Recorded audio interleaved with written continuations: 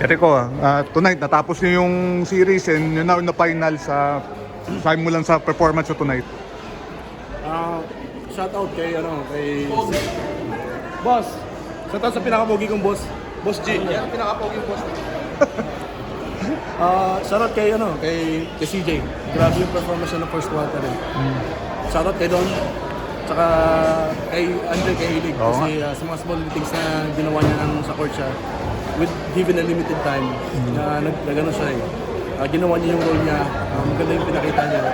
Yeah, shout out sa mga veterano namin, kay sila Siros, Marshall, Jumar. Talagang sobrang happy na nalusutan namin yung Ginebra kasi alam naman natin na hirap talaga talunin yung Ginebra. So yun, sobrang blessed and thankful kami. Thank you kay Lord na binigay sa amin yung panalo. Jericho, sa apat na panalo nyo, talagang spread out yung contribution. Yan, si Don, ikaw, sila, yan, mga nabanggit mong players. Gano'ng magiging key yun sa series nyo ng TNT? Ang mindset kasi ni Coach Leo, gusto niya yung team na maging deep. Before, magamit niya mga 7-8 players na. Ngayon, mas as possible, gusto niya gamitin halos lahat ng player. So, gusto niya maging deep yung lineup namin. So, kaya yun ang ginagawa niya ngayon.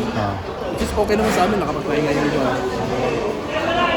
Pero, siguro, tingnan natin kung mag-iiba yung rotation namin ni Coach pala. Kung kami as a player, ready na kami to play, we will give our 110% every time na pumasok kami sa bed. Jericho, nung last finals, ikaw yung finals MVP eh. So, syempre, expectation baka na magiging ganun yung performance mo. Paano mo inaano yung expectation ng mga fans siguro or ng team nyo din?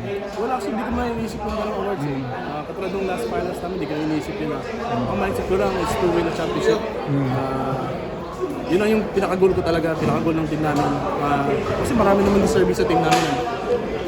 Pwede kay Junmar, pwede kay CJ, pwede kay Don, pwede kay Marshall, pwede kay Chris Ross. Diba, lahat deserving din sa team namin. Kaya ako, sa sarili ko, hindi ko iniisip yun. Kung darating. Pero ang iniisip ko talaga is to help win the championship again. Yun, para madadagan yung championship ko sa PBA.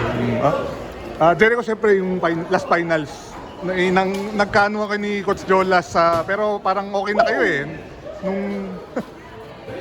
Parang okay na kayo ni Coach Jolas, parang nagkausap pa kayo after nun? Okay naman kami, wala naman kami problema. Binati ko naman siya eh, pag nakita ko talagang binabati. Sabi ko nga sa mga interviews ko dati, lang ako, sa court lang ako, within the court, pero off the court, naman ako, lahat mga kaibigan ko naman, lahat mga Ginebra players, kaibigan ko naman.